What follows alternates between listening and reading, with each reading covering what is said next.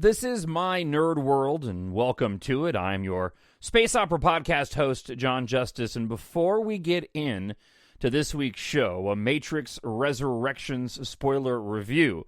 Now, first, you might be asking yourself, Matrix isn't a space opera. Well, I kind of think it is, and I'll explain when the show gets underway. But first, you're a podcast listener, I'm a podcast listener, and there are millions of podcasts to choose from, right? I often have a difficult time finding new podcasts, especially when you're looking for very specific topics that you can relate to. But honestly, what makes a podcast great is when you stumble across a show that is so compelling that even if you're not into that particular topic, it still is totally worth listening to. And that's what I found with Bourbon Pursuit. Now, I'm more of a rum drinker, but I might become a bourbon and whiskey drinker now after having found this podcast, because the hosts of Bourbon Pursuit, we're talking Kenny Coleman, Ryan Cecil, and Fred Minnick, these individuals know everything about bourbon. They know everything about whiskey, and they love talking about it, and it makes this an incredibly interesting podcast. So if you are a bourbon or whiskey fan, you definitely want to check this out, especially if you find yourself looking at all the bourbon on the store shelves and not knowing where to start. You know, do you enjoy bourbon and want to know more about the science, history, and the stories behind the label, which is what I've really found compelling as I've sort of begun a new listening habit in Bourbon Pursuit, finding out about bourbon that I never, things I never knew about before. Right. So, did you know that bourbon is a distinctive product for the United States? It can't be produced anywhere else in the world. And no, not all bourbon is made in Kentucky. Again, I learned this on the podcast. This is the official podcast of Bourbon Pursuit, and it's the best source for news, reviews, interviews with people making the bourbon whiskey industry happen. They've got trends, great bottles, they do taste testings, and again, the personalities behind your favorite brands. And if you just want to find out something new about a new topic, this is a really, really fun and interesting podcast. 3 shows a week. They have CEOs, master distillers, celebrities, industry influencers. You can take your knowledge from being a bourbon novice like me to a bourbon baron. Wherever the good stuff is poured, Bourbon Pursuit is just a play button away. So go to wherever you get your podcast. Wherever you go get your podcast, subscribe and follow Bourbon Pursuit. Trust me, you will not be disappointed.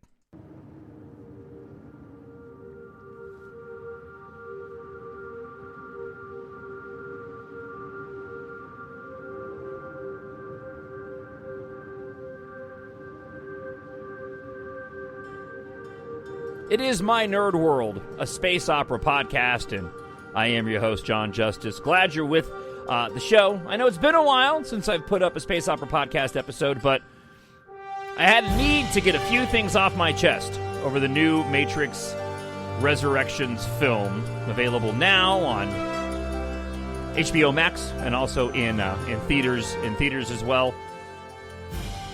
You can email me at any point throughout the show at TalkShowNerd@gmail.com or leave a comment up on YouTube if you happen to be listening there. My Nerd World. So first you might be asking yourself, well, wait a second, Jon. I know you started this podcast a while ago, and, like you just mentioned, you haven't put up an episode in quite a long time, and you put up an episode, and now suddenly you're talking about Matrix Resurrections when that's not a space opera. Well, I kind of would argue that it is a space opera.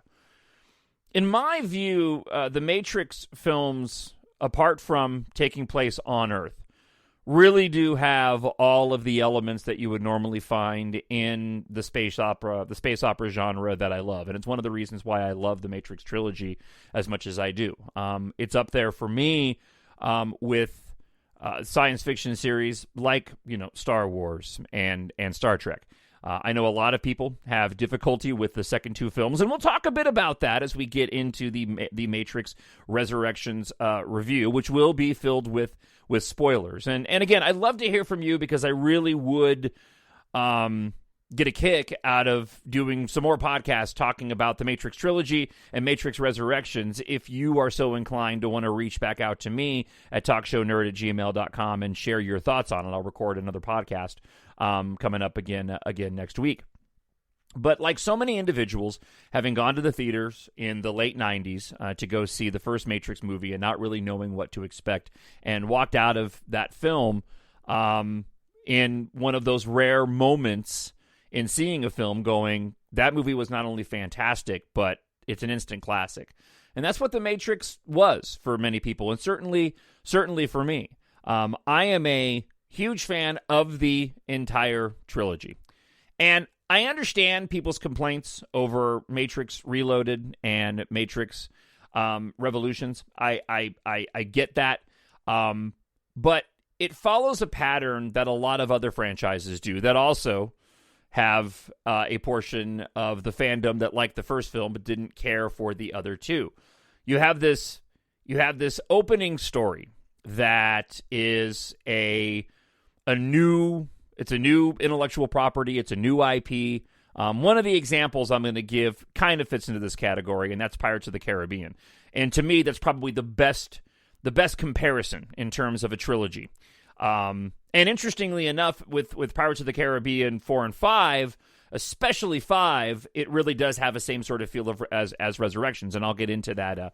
I'll get into that in a moment. But in my opinion, the Matrix trilogy does what good trilogies do, and why not everyone is left happy with the sequel films. And it separates, and this is why also Star Wars separates itself out from so many other franchises. Okay, so what in the world am I talking about before I get into my thoughts on Resurrections? By the way, I loved Resurrections. I've only watched it once. I'm on vacation. I'm planning on watching it again. It was a very unique experience. We decided to go and watch it at home, but it's one of those films where I was so much anticipating seeing this movie because of my love for the original trilogy that I know it's going to take repeat viewings for me to really cement my views and to give, sort of my final thoughts on the film. On first viewing, I loved it, but I get the feeling I'm going to really appreciate it more on repeat viewings. And there's a reason for this. So let's go back to the original Matrix trilogy. And I'm going to use Pirates of the Caribbean as the example. And we'll start with Pirates of the Caribbean. Pirates of the Caribbean, that first film, right, was a somewhat straightforward story, not very convoluted, right? Storyline was simple and had fantasy elements in it, but it wasn't too over the top. I think it was more over the top than most people realize, but because the story was so simple, it really became a monstrous hit.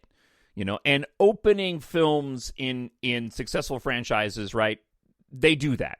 They have that first film that's really solid, and usually it's solid because it's not convoluted, and it is very straightforward. Star Wars A New Hope is a perfect example of this. And again, I'll get into why Star Wars kind of separates itself out from these other films that I'm talking about. But I can lump in, to a certain extent, the Die Hard series into this as well. Especially with franchises that have been away for a long period of time and then have come back with a sequel attached to the original 3 films. Ghostbusters Afterlife, the Harry Potter films versus Fantastic Beasts, Die Hard 4 as well. So, Pirates of the Caribbean had that first film that was a huge success in the box office. So, what happens? Well, the directors and the producers behind the film, they end up with a lot more money, and it's decided they're going to go and tell more stories. And so they expand upon that first film, and they open the world up.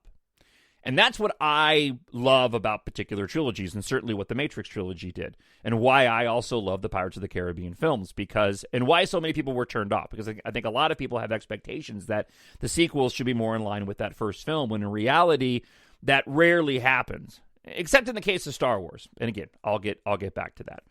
But I think a lot of people got lost with the Pirates of the Caribbean films because they did open the world up, and they did expand on the fantasy elements of the film, and the story did get broader and a little bit more convoluted. But I like that. I'll always have that original movie to go back to, right? If I want to see something more straightforward like a Pirates of the Caribbean 1 or the first Matrix film. But since I already have that, No, give me more. Let's blow it up. Let's expand it. Let's open up this world and tell a broader story. And I thought Pirates of the Caribbean did a fantastic job of that. And I think that the Matrix trilogy did an even better job of that. I think a lot of people went into Reloaded and Revolutions expecting that they were going to get something more straightforward and somewhat simpler, even though the Matrix story isn't necessarily simple. The story in and of itself and the arc of the story and the conflict of the story is fairly simple, but the ideas and the commentary within the Matrix trilogy are very, very complex. The Wachowskis really, really opened up the Matrix world, and I think that's highlighted in Matrix Reloaded when we've got the Matrix portion of the film, and then we have the real world, right? That is this dystopian post-apocalyptic scene, right? Very much a lived-in universe. Reminds me, actually, again, a lot of Star Wars. It does have a lot of elements. You take the Matrix trilogy and just put it in a different galaxy on a different planet and just have it take place on a separate planet other than Earth, I think it absolutely qualifies as a space opera. But when the Nebuchadnezzar shows up at Zion and suddenly you realize, oh, there's a much bigger story being told here. There are hundreds of thousands of individuals living deep underground. It really does open up the story beyond the main characters, which, of course, then creates a larger world that I think a lot of people weren't really all that keen to see because they really just loved that particular story of Neo.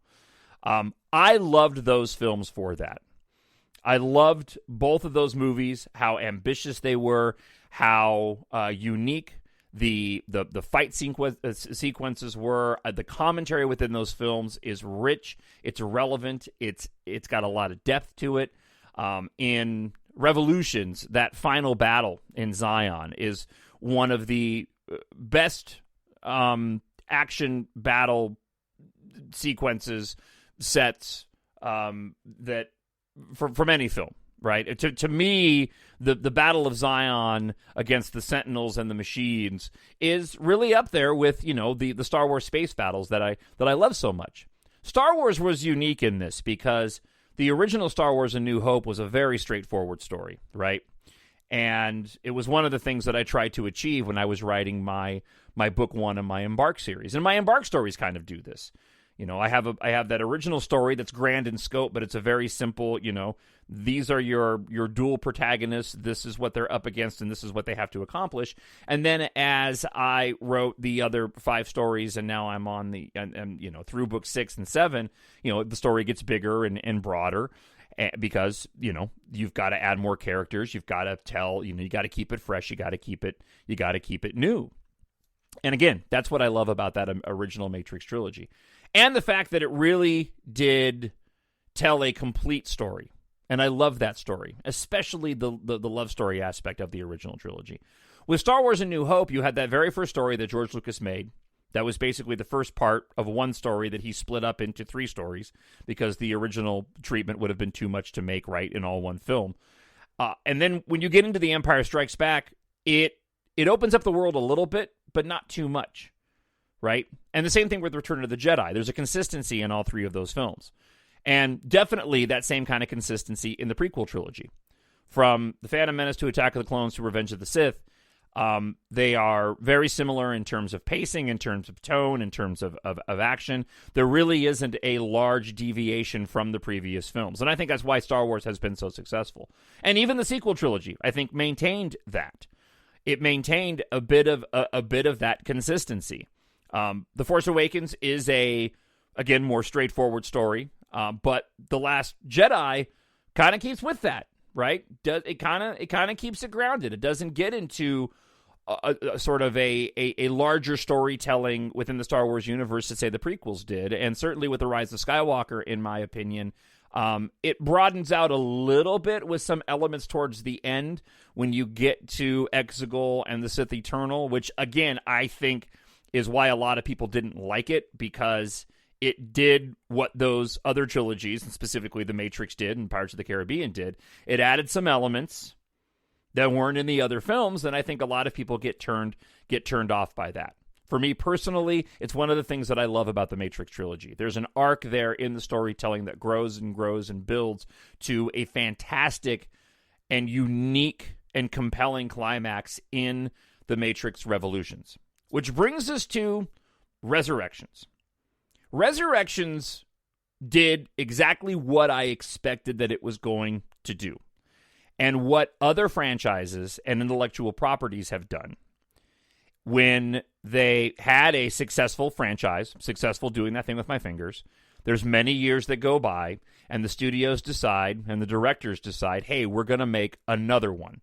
And again, I'm going to point to those movies I mentioned a moment ago. The Harry Potter films, and then suddenly you get the Fantastic Beasts franchise. It is Harry Potter, but it feels different, right? There's some distance between the Harry Potter films and the Fantastic Beasts films. There's a difference in the way that they look and the difference of the filmmaking. The better examples, I think, in my opinion, would be Toy Story 4, which, again, you can go and take parallels, and this is the first one that popped in my mind when I was talking about Resurrections. In the Toy Story franchise, with all three of those films, the films themselves sort of grow in a short period of time as technology grows, but they still have a level of consistency from 1, 2 to 3. There is a story through line that is relevant in those three films, and certainly at the end of 3 in the Toy Story series of that trilogy, there is a rather definitive climax that doesn't necessarily lend itself to a fourth film. The Matrix does that, right? So, spoiler alert, at the end of The Matrix, you've got a dead Neo and you have a dead Trinity, and even though you still have these two elements of the machine world and the Matrix, they're at peace and there's an understanding there where it doesn't necessarily require another film. Die Hard 4, very similar. Those three Die Hard movies, in my opinion, are very... they're not necessarily a through line apart from John McClane and him getting himself into trouble, but in terms of tone and action, they're all very consistent. And then you get into Die Hard 4, Live Free or Die Hard, and you have a lot of distance between Die Hard 3, and you have an update in technology. You have an older actor involved in it, right, as Bruce Willis is getting older, and they're going to introduce another threat that, while it's attached to the original 3 films, is still wholly unique and different. Ghostbusters Afterlife, another great example of that. You have these first films, right? And you don't have necessarily a trilogy there, but you have those first 2 movies, and then you have the revisit, film of the 2017 Ghostbusters. But then you have this distance where, in time, where, again, the main actors are older. We're going to tell another Ghostbusters story. We're going to kind of tie it back into the original films, but it's going to stand on its own because of technology, because of actors, because of filming styles in and of themselves. So going into Resurrections, I absolutely expected that this film was going to stand on its own while being connected to the original trilogy. And it's not a movie wherein I start watching The Matrix, the first one, and I want to watch the other 2 because I want to see the full story. I won't feel the need, at least right now, to watch the original trilogy and then, okay, I gotta watch Resurrections. I'll probably end up going back to Resurrections most often. Why? Because it's the most updated of the movies, right? In terms of the way that it's filmed, in terms of the action. It has elements from the other 3 movies. It gives you recaps of the other 3 movies. It kind of gives you sort of they end up being best ofs, in my opinion. Toy Story 4, as I kind of went on that tangent and lost it, let me go back to Toy Story 4. Toy Story 4 absolutely fits into this, right? Matrix Resurrections is to the original Matrix trilogy what Toy Story 4 is to those first 3 films. It is tied to those first 3 films, but it is in and of itself its own story. Whereas if I'm watching the Toy Story movies, I would feel like I need to watch 1, 2, and 3, but wouldn't necessarily feel a desire to have to watch 4. But if I want to watch a Toy Story movie, which one do I want to watch? I'll probably watch Toy Story 4. Does that make sense? Same thing with Ghostbusters. I'll probably end up watching Ghostbusters Afterlife once it's out on Blu-ray or streaming more often than I go back to watch the other Ghostbusters films, just because of the way that they're shot and again, the updated special effects, and it kind of has the elements that were in the originals, but it's not dated in any way, shape, or form. Matrix Resurrections, I knew was going to do this. It was exactly what I was expecting from Lana Wachowski, especially given the look and feel and style of a film like Cloud Atlas or Jupiter Ascending, right? I love Jupiter Ascending, and I've covered that on this podcast before. If you missed it, go back and find the Jupiter Ascending podcast. I love that film. It is a fantastic space opera, in my opinion. It's very different. It's very unique. But I knew the look and the action of Matrix Resurrection would be very much in line with Jupiter Ascending. And I also expected that The Matrix Resurrections was going to be a film that would be attached to the original trilogy, but would in and of itself be its own unique sort of story. The stakes are higher in the Matrix trilogy, in my opinion. Much higher. This was a very different story, while connected to the first three, that told a smaller story where the stakes weren't quite as high as before. It really was, and it really is just about Neo sort of finding himself. What did the machines do to him? How is Trinity back? And him needing to go and reconnect with Trinity again. It kind of comes full circle in that at the end of the film, it takes on a tone of the end of the original Matrix movie. And I really appreciated it for that. Simply because those first three films in the Matrix trilogy, again, they told a cohesive story. I didn't need to see sort of an updated version or anything undone in that original film. The Matrix Resurrections didn't undo anything or the importance of those first three films. You flash forward 65 years. There's obviously been a lot that happened. I would love to see the film in between those films, and maybe if Resurrections is successful enough, there could be sort of a middle prequel where we get the story of what happened in those 65 years, because that story seems very, very unique and interesting. We only got to see some flashbacks there of the continued conflict of the machine world and the Matrix, and the machines themselves actually going after each other. That sets up the backstory that we don't necessarily see in Resurrections, but sets up what happens in Resurrections.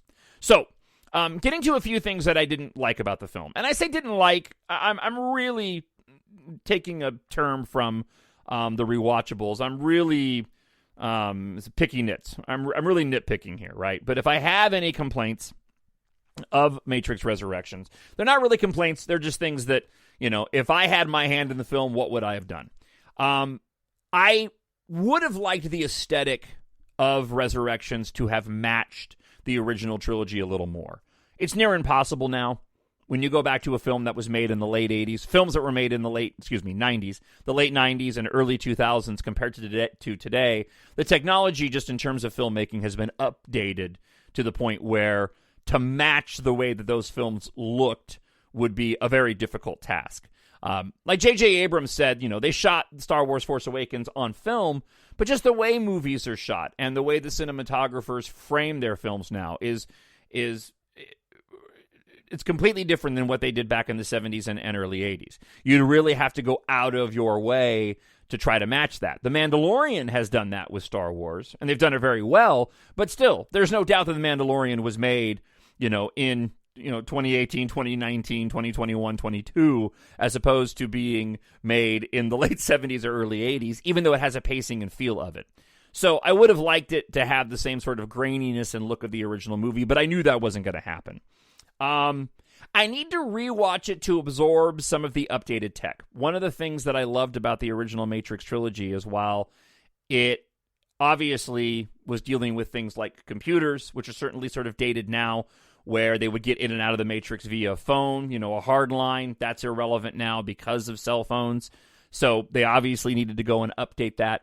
But in Matrix Resurrections, you have a lot of updated tech. You have the ability to take a program and give them a physical manifestation in the real world. You have an alliance going on with machines and man in the real world. And there were a couple of comedic moments, where there was some really brief exchanges with the machines and the individuals in the real world that I was kind of like, okay, that was a little bit of a stretch. It felt a little Transformers in some ways. There was one particular shot where one of the main techs in the real world in the Matrix Resurrections and I don't know who the name is there, and he's watching what's happening in the Matrix, and something exciting happens, and it's kind of a nod back to the original Matrix trilogy where the technicians in the real world are monitoring those inside the Matrix, and something fantastical happens, and they cheer, and there's a little tiny machine there that kind of gives them a, yeah, right on, and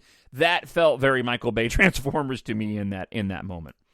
And the only other complaint, again, doing that thing with my fingers, and I'll have to go back and watch the movie again. I expected elements like this simply because this movie was only with one half of the Wachowskis being Lana. The other Wachowski wasn't involved, and something tells me that other Wachowski grounded Lana's directing style. And that was Satine, who I was glad to see included in this film, but their real-world machine, the bird-looking thing, was a little off-putting. And so those are my only complaints. And these are things that I'm going to have to go back and watch again. It was to be expected since the film jumped ahead 65 years.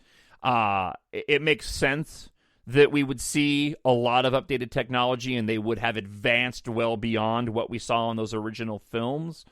And I can always go back and watch those original films, but and even though I was expecting it, it was still like, okay, this is the Matrix that I knew before, but this is a very different version.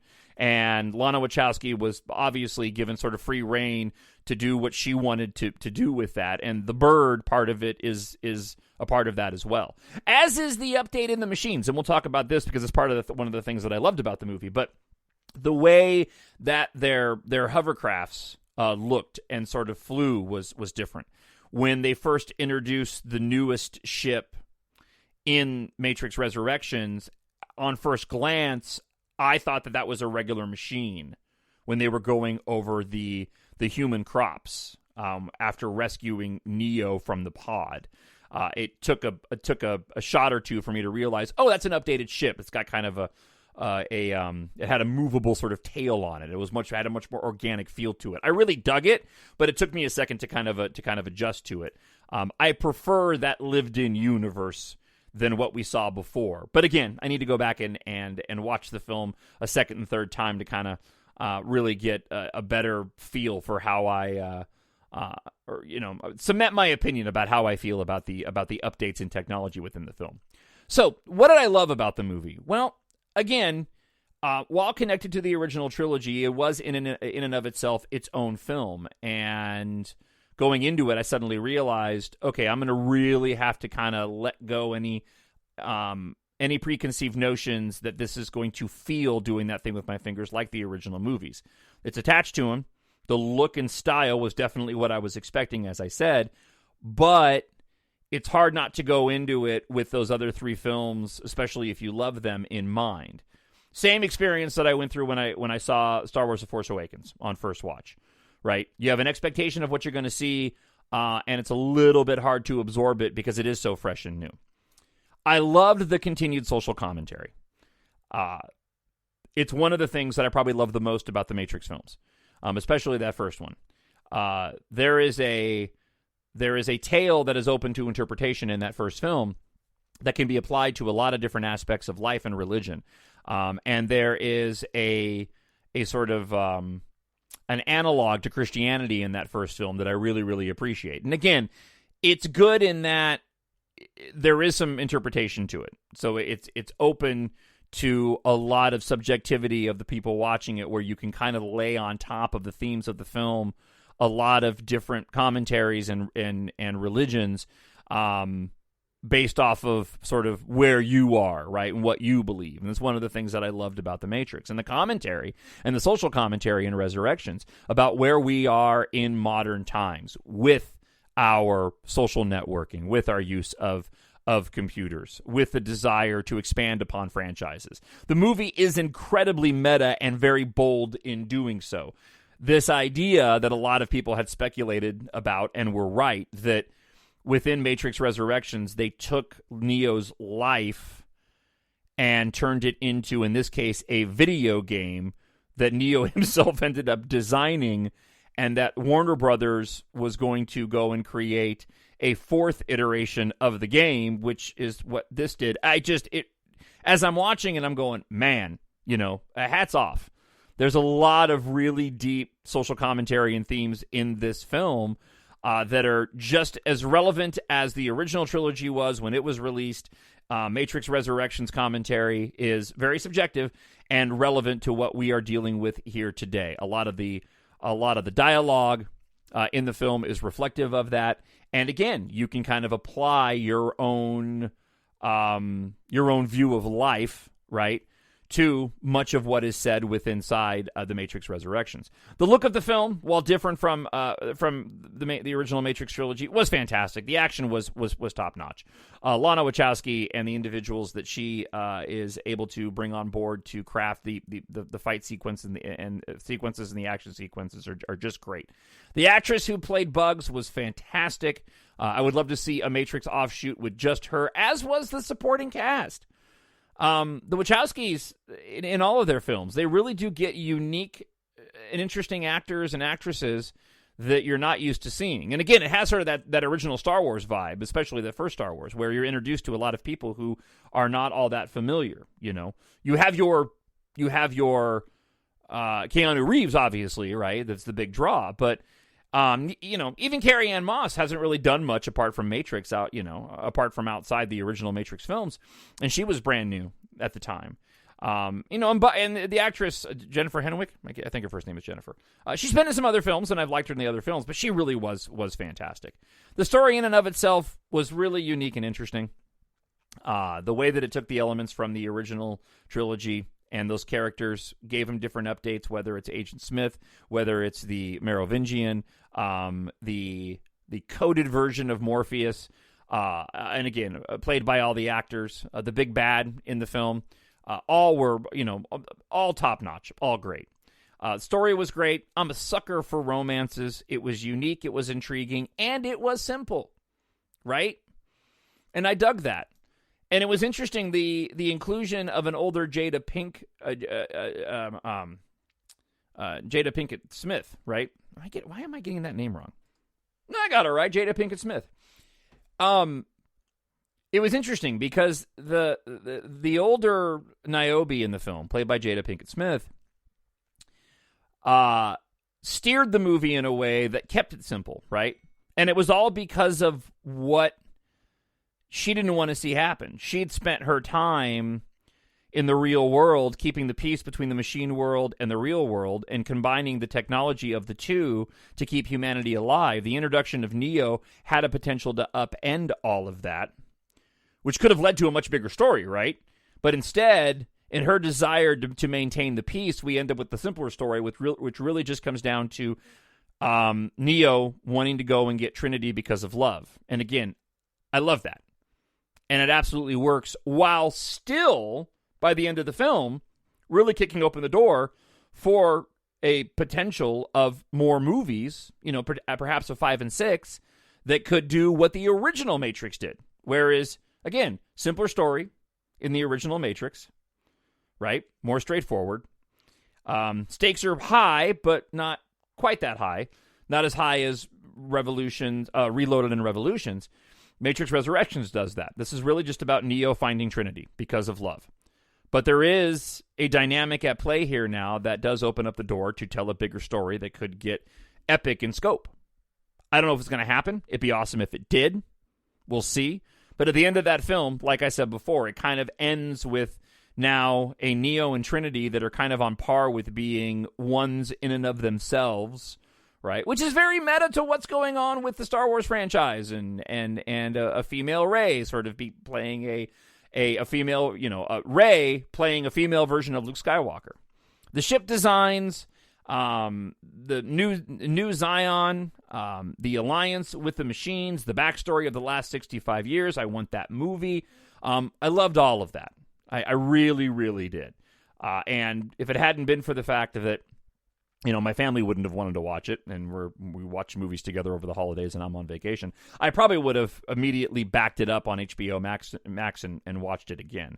I may try to get out to the theater to see it on the big screen to see what kind of vibe I get, but because everybody was home, and we just thought it was more convenient. Whereas normally I'll default to going out to the movie theater. We just all decided to watch it at home, and it was a really fun experience to be there with the family and take the time if you need to pause it and people need to go do things, right?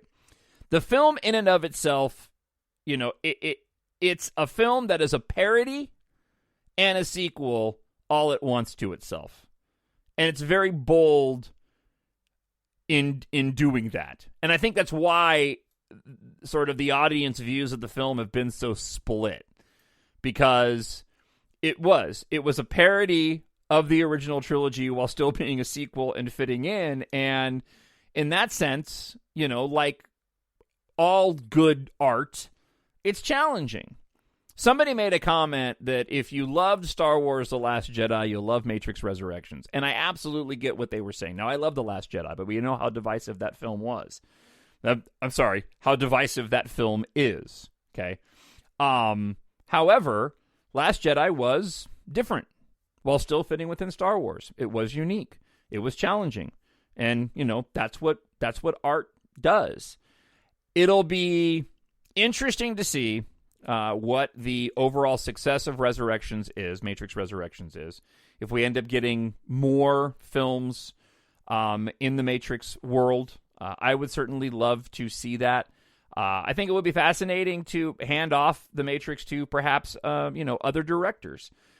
Although that's, kind of a tough call because the Wachowskis are very, very unique in the way that they tell stories. And it doesn't sound like the Wachowski that wasn't involved in this film is planning on doing any movies, but it sounds like Lana Wachowski is probably going to do more films.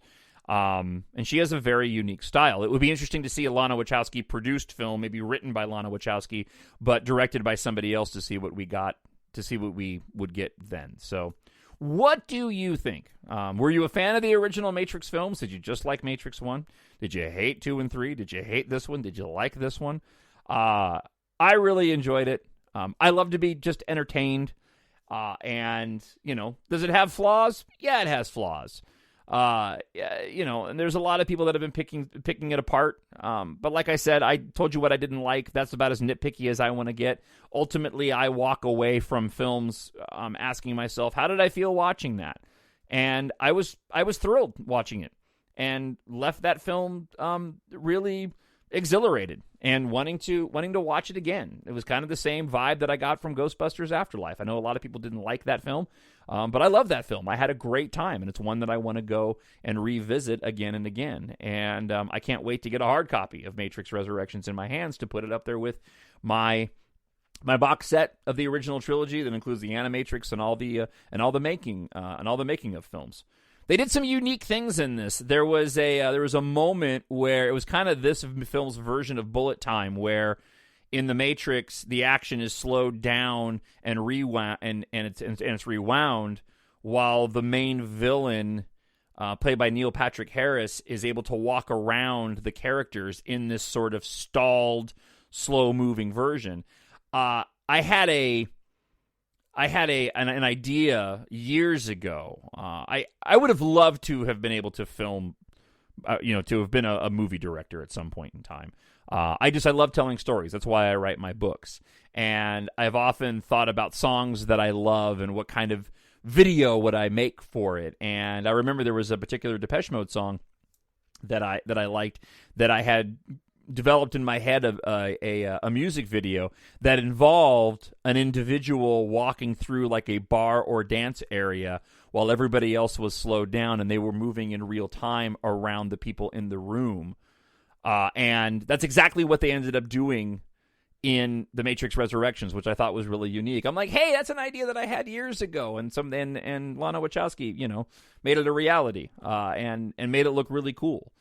Again, the style of the film and the action was just absolutely fantastic. So, TalkShowNerd@gmail.com. That is the email address. I would love to know what you thought of the film, and perhaps I'll put together another podcast next week and share some of your thoughts on the movie, especially if you hated it. If you hated it or loved it, I don't care. I'd love to hear from you. TalkShowNerd@gmail.com, or leave a comment on YouTube if you're watching it there. If you want to listen to the podcast with fewer commercials, you can go and find a Space Opera podcast wherever you go and find podcasts. Before I let you go, though, I am an author. If you want to support My Nerd World, you can definitely check out my Depeche Mode podcast. Just look for My Nerd World and Depeche Mode wherever you download your podcasts. And the weekly My Nerd World, a Star Wars podcast. Got a brand new episode coming out on Christmas Day. I'm recording this episode on Christmas Eve. So definitely check out that weekly show if you are a Star Wars fan. And if you're listening to a space opera podcast about The Matrix, I'm pretty sure you're probably a fan of Star Wars. So, again, check those podcasts out. If you want to support My Nerd World, you can pick up my science fiction space opera series, EMBARK. 6 books in the series with a 7th book on the way. All of them available in ebook, hardback, paperback, and audiobook. I'm spending my vacation editing the audiobook for Book 6, which is already available in the other formats. It's just not out in audiobook yet. And writing Book 7. If you're thinking, well, it's the first time I listened to your podcast, I thought you were okay, I'd be curious to know what your books are about because I enjoy reading science fiction. Well, I'm here to tell you. Here is the description for EMBARK Book 1. Keitha dreamed of traveling beyond the known galaxy. Now humanity's survival will depend on it. A year after her beloved aerospace engineer father mysteriously passed away, headstrong pilot Keitha Morrow discovers she left something behind. He left something behind for only her to find. Her excitement quickly turns to fear when she learns that an industrial accident inside a D-Corp civilian and military spacecraft factory has sparked an apocalyptic chain of events. While the ruthless Sin Argam of D-Corp attempts to exploit the global evacuation and gain control, Keitha realizes the significance of what she's found and can't escape her destiny. As Earth's evacuees stand on the brink of annihilation, with the help of a ragtag squadron of pilots, Keitha might be humanity's greatest and only hope against the tyranny of D-Corp's evil leader. You can pick up the ebook for Book 1 for just 99 cents. All the other ebooks are $2.99, but if you want to get the box set for the opening trilogy, Book 1, EMBARK Book 2, Treasure in Darkness, and EMBARK Book 3, The Vanishing War, you can actually pick up the ebook box set for just $3.99, which is a huge discount from buying all 3 of the books separately. Go to Amazon.com to pick up your copies of the EMBARK science fiction series, or you can go to mynerdworld.net and just grab or click the links right there on the homepage. And that wraps it up. I hope to hear from you. Merry Christmas and a Happy New Year. I hope you're having a fantastic holiday season and you get some time off, and wherever you are happy, healthy, and safe. Thanks for checking out the podcast. Again, I hope you enjoyed it as much as I did recording it. And who knows, maybe I'll have another Space Opera podcast coming up very soon with your comments on The Matrix Resurrections. Until then, again, take care of yourself. Be happy. Be well. Talk to you again real soon. My Nerd World.